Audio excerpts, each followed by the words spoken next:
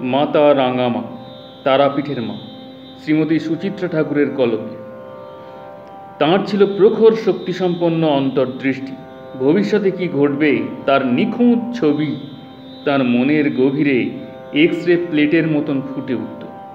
তাই ছেলের অচিরেই আরোগ্য লাভের কথাই যে তিনি জানতে পেরেছিলেন তাই নয়, এই পুরীধামে যাওয়ার পশ্চাতেও যে একটি পূর্ব নির্ধারিত পরিকল্পনা ছিল, তাই যাওয়ার বাধাকে সহজেই অতিক্রম করতে তাঁর একটুও দ্বিধা হয়নি।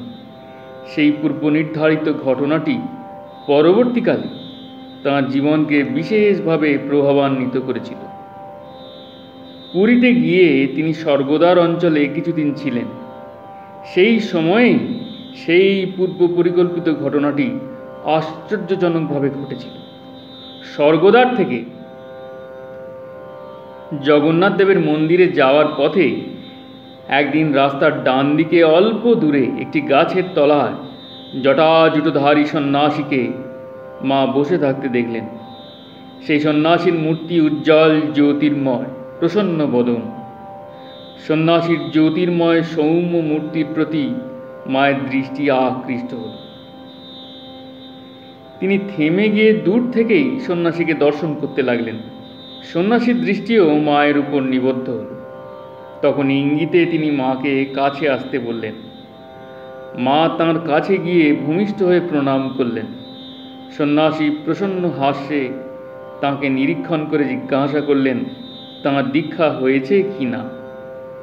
মা তখন সন্ন্যাসীকে তাঁর বাল্যজীবনের অলৌকিক মন্ত্রলাভের কথা সবিস্তারে বললেন।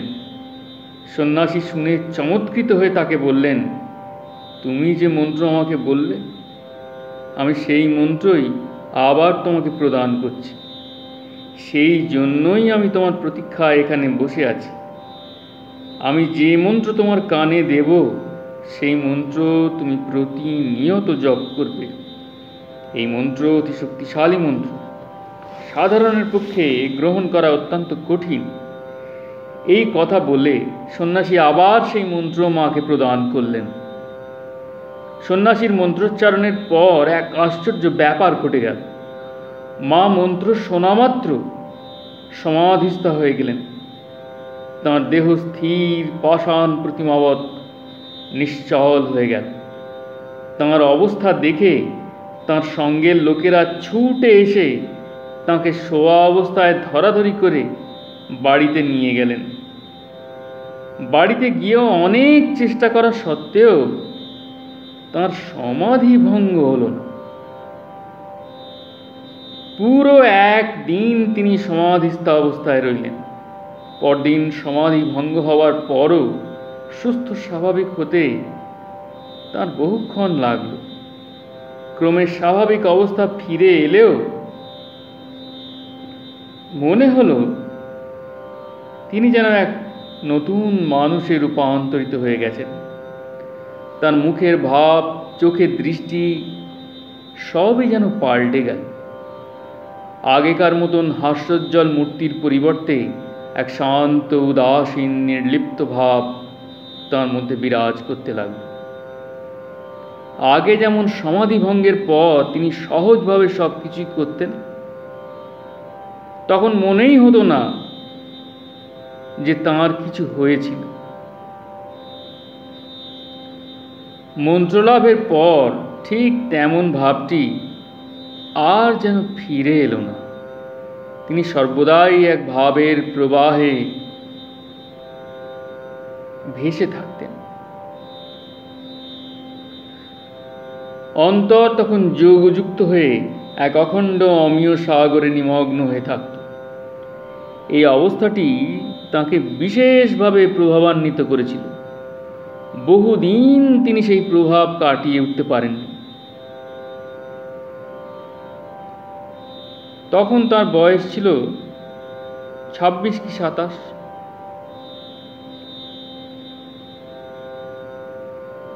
এই ঘটনার অল্প কিছুদিন পরেই শ্রী শ্রী বিজয়কৃষ্ণ গোস্বামী প্রভুর একটি ছবি দেখে মা উপলব্ধি করেছিলেন যে পুরীর পথে যে সন্ন্যাসী তাকে মন্ত্রদান করে নতুনভাবে দীক্ষিত করেছিলেন, সেই সন্ন্যাসীর আকৃতি অবিকল শ্রী শ্রী বিজয়কৃষ্ণ গোস্বামী মহাপ্রভুর মতন। অথচ যে সময় এই ঘটনা ঘটেছিল তার প্রায় 26-27 বছর আগে শ্রী শ্রী বিজয়কৃষ্ণ গোস্বামী মহাপ্রভু এই পুরীতেই অপ্রকট হয়েছিলেন।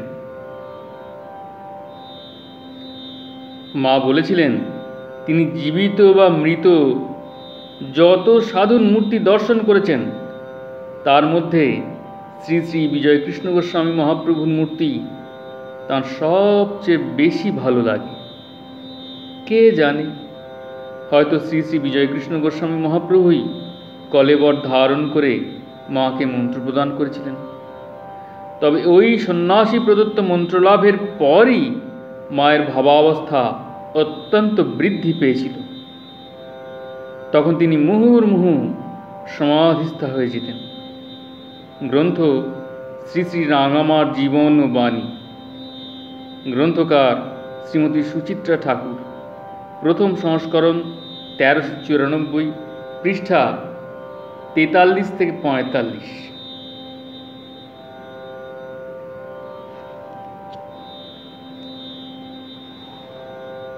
এবারে শুরু করছি শ্রী শ্রী সদ্গুরু সঙ্গের দ্বিতীয় খণ্ড। শ্রী শ্রী গুরুদেবায় নমঃ। অসহ্য রোগ যাতনা, জীবনে বিতৃষ্ণতা, পরোক্ষে গুরুদেবের আহ্বান। আষাঢ়ের প্রথম সপ্তাহ,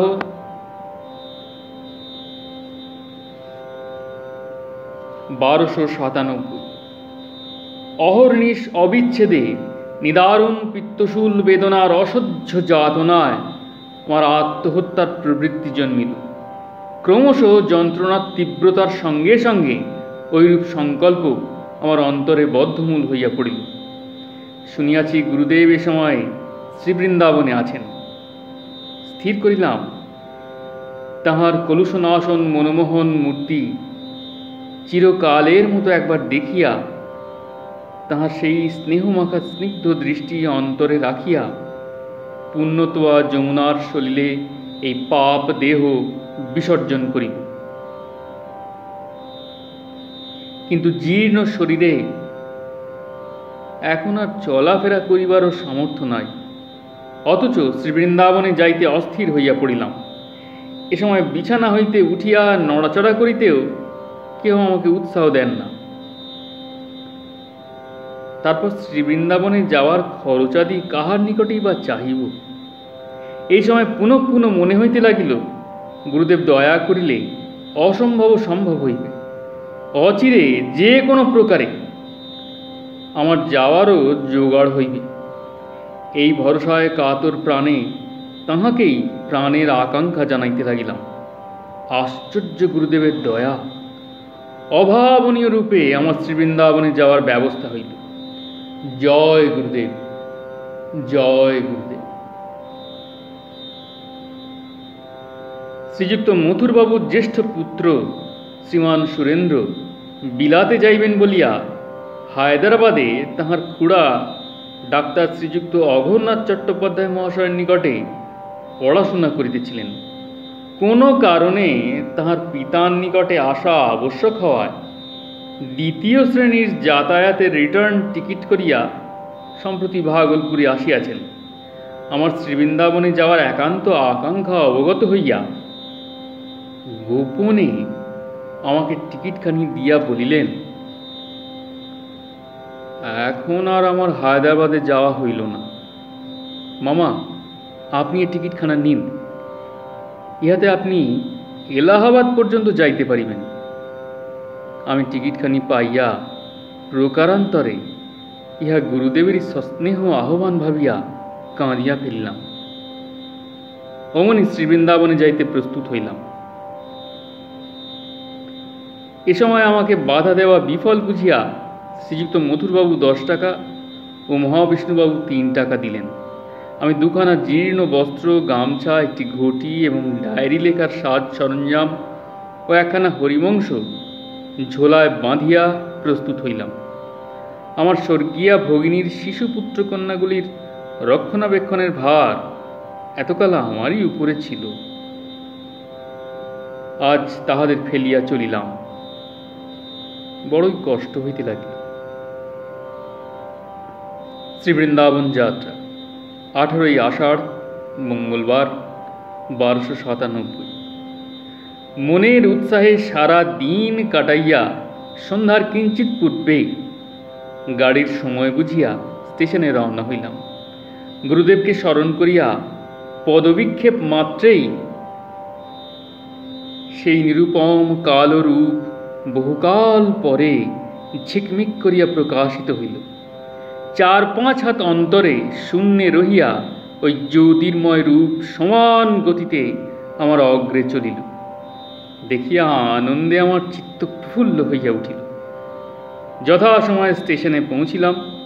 খালি গায়ে কম্বল লইয়া, ভিখারি বেশে ছেঁড়া ঝোলা হাতে লইয়া 2য় শ্রেণীর গাড়িতে গিয়া উঠিয়া বসিলাম। জানি না সকলে আমাকে কি ঠাউরাইয়া হাঁ করিয়া আমার দিকে এক দৃষ্টে চাহিয়া রহিল। কিছুক্ষণ পরে একটি লোক আসিয়া টিকিট চাহিল এবং টিকিটখানা দেখিয়া আমাকে এক সেলাম দিয়া চলিয়া গেল। একটু পরে গাড়ি ছাড়িল। শ্রান্ত ছিলাম। অল্পক্ষণের মধ্যে আমার নিদ্রার আবেশ হইল। এই সময়ে সেই কালো মূর্তিটি ধীরে ধীরে অন্তর্হিত হইলেন। রাত্রিটি বেশ আরামেই কাটাইলাম। প্রয়াগ ধামের প্রভাব অনুভূতি 19শে আষাঢ় 1297। স্থির হইয়া বসিয়া নাম করিতেছি। গাড়িখানা প্রয়াগধামের কিঞ্চিত ব্যবধানে পূর্ব দিকে বহু বিস্তৃত একটি ময়দানের মধ্যে আসিয়া পড়িল। ময়দানের দিকে দৃষ্টিমাত্র আমার সর্বশরীর শিহরিয়া উঠিল। উদাসভাবে প্রাণটিকে আমার অবসন্ন করিয়া ফেলিল। ভিতর হইতে স্পষ্টরূপে আপনা আপনি অগস্ত্য অগস্ত্য শব্দ উঠিতে লাগিল। ভরদ্বাজ, বশিষ্ঠাদি মহাতপা ঋষিগণ একসময় এই স্থানেই ছিলেন। এই প্রকার ভাব মনে উদিত হওয়ায় তাহাদের জন্য একটা শোক আসিয়া পড়িল। এই শোক ক্রমে আমাকে এতই অভিভূত করিল যে আমি কোনো মতেই আর কান্না সংবরণ করিতে পারিলাম না। খালি গাড়িতে সুবিধা পাইয়া ঋষিদের নাম লইয়া কতক্ষণ কাঁদিলাম। মনে হইল যেন ঋষিগণ এই স্থানে থাকিয়া আমাকে আশীর্বাদ করিতেছেন। আমি কাতরভাবে তাহাদের চরণোদ্দেশ্যে পুনঃ পুনঃ নমস্কার করিয়া প্রার্থনা করতে লাগিলাম। হে আর্য ঋষিগণ, আজ তোমরা আমাকে এভাবে কেন এত কৃপা করিলে? আজ অকস্মাৎ তোমাদের কথা মনে পড়ায় তোমাদের জন্য প্রাণ আমার এমন করিয়া কাঁদিয়া উঠিল কেন? আমি এ জীবনে কখনো তো তোমাদের কথা একবার ভাবি নাই। তোমাদের স্মরণ করিয়া মস্তক অবনত করি নাই। বোধ হয় এই প্রান্তরই তোমাদের পূর্ণ আশ্রমে পরিপূর্ণ ছিল, তাই তোমরা এই স্থান ত্যাগ করো নাই। অনন্ত স্তর বিশিষ্ট জগতের কোনো এক সূক্ষ্ম স্তরে এই প্রয়াগে তোমাদের পরম আদরের বস্তু সাধনের ফলকে অক্ষুণ্ণ রূপে রক্ষা করিয়া অদৃশ্য শরীরে অবস্থানপূর্বক বুঝি এ স্থানেই তা সম্ভব করিতেছ। তোমাদের এই সাধের পুণ্য সাধন ক্ষেত্রে আজ আমি শ্রদ্ধাশূন্য অন্তরে অজ্ঞাতসারে প্রবেশ মাত্র আমার প্রতি তোমরা কৃপাদৃষ্টি করিলে দয়া করিয়া তোমাদের কথা আমার চিত্তে উদিত করিয়া দিলে। আজ আমি চিরকালের মতো ধন্য হইলাম। হে মূর্তিমান দয়ারূপী ঋষিগণ, দয়া করিয়া এই আশীর্বাদ করো যেন তোমাদের অনুগত হইতে পারি। অবিচলিত মনে তোমাদের সনাতন নির্মল পথের অনুসরণ করিতে পারি। প্রাণের ঠাকুর গুরুদেবের শ্রীচরণে একনিষ্ঠ হইয়া যেন অবশিষ্ট জীবন অতিবাহিত করি। আর কিছু চাই না। এই শুভ মুহূর্তে তোমাদের কৃপায় শুভমতি হওয়ায় আমার দুর্বিনীত উদ্ধত মস্তক তোমাদের চরণ রেণুতে বিলুণ্ঠিত করিতেছি। আমার আকাঙ্ক্ষা পূর্ণ করো। ভাবুকতাই হোক বা কল্পনাই হোক, আমার মনে হইল যেন ঋষিগণ প্রসন্ন হইয়া আমাকে আশীর্বাদ করিলেন। আমি স্থির হইয়া নাম করিতে লাগিলাম। কিছুক্ষণ পরেই ট্রেন প্রয়াগধামে পৌঁছিল।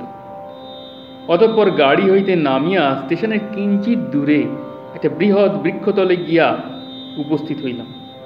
সেখানে আসন করিয়া আপন মনে নাম করিতে করিতে আশ্চর্য প্রকারে আমার ভিতরে একটা ভাবের স্রোত আসিয়া পড়িল। আমি ভাবিতে লাগিলাম, আহা, আজ আমি কোথায়? এই সেই প্রয়াগধাম। এক সময় এই স্থানে কত কি হইয়াছিল, কত যোগী, কত ঋষি এক সময় এই পুণ্যক্ষেত্রে প্রকাণ্ড কুণ্ডে অগ্নি প্রজ্বলিত রাখিয়া দীর্ঘকালব্যাপী যাগযজ্ঞের অনুষ্ঠান করিয়াছিলেন। কত সহস্র সহস্র ঋষি মুনি তপস্বী একসময় এই স্থানে ধ্যান ধারণা সমাধিতে বিমল আনন্দ সম্ভোগ করিয়া যুগ যুগান্তকাল অতিবাহিত করিয়াছিলেন। তীব্র তপস্যা ও একান্ত সাধন ভজন দ্বারা অনাদি অনন্ত সর্বশক্তিমান পরমেশ্বরের সহিত সংযোগ হেতু অসীম শক্তি লাভ করিয়া কত দীর্ঘ তপা যোগী ঋষি এই পুণ্যভূমিতে সুদীর্ঘকাল অবস্থান করিয়াছিলেন। তাহাদের অসাধারণ সাধন শক্তি এই স্থানে সঞ্চারিত হইয়া ইহার প্রতি অণু পরমাণুকে জীবন্ত শক্তিশালী করিয়া রাখিয়াছে। এই পবিত্র ক্ষেত্রের সংস্পর্শে বুঝি ঋষিদের অসাধারণ সাধন শক্তির বীজ অলক্ষিতভাবে জীবের অন্তরে প্রবিষ্ট হয় এবং সেই অমোঘ শক্তির অঙ্কুরোদ্গমে জীব কোনো না কোনো কালে উদ্ধার হইয়া যায়। তাই ঋষিরা এই ভূমিকে মুক্তিধাম বলিয়াছেন। হে দেবর্ষি, ব্রহ্মর্ষিগণের অপ্রাকৃত সাধন শক্তির খণ্ডিত ভাণ্ডার তীর্থরাজ প্রয়াগ,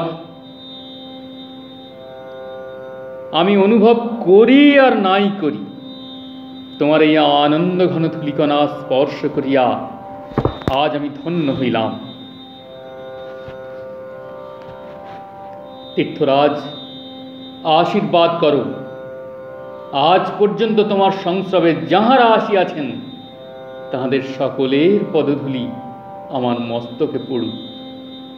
এইভাবে অভিভূত হইয়া মাটিতে পড়িয়া প্রয়াগধামকে সাষ্টাঙ্গ প্রণাম করিলাম। অমনি ভাবোচ্ছ্বাসের একটা প্রবল বন্যা কিছুক্ষণের জন্য আমার ভিতরে বহিয়া গেল। আমি স্থির হইয়া বসিয়া নাম করিতে লাগিলাম। এই সময় একটি প্রয়াগবাসী ভদ্রলোক আমাকে তাহার বাড়িতে লইয়া গেলেন। সেখানে আমি স্নানান্তে কিছু জলযোগ করিয়া যথা সময়ে স্টেশনে আসিলাম। তৃতীয় শ্রেণীর একখানা টিকিট করিয়া শ্রীবৃন্দাবন যাত্রা করিলাম।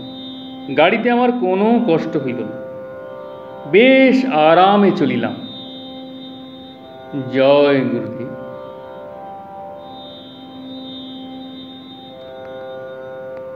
জয় গুরু, জয় গুরু, জয় গুরু, জয় গোসাই, প্রণাম।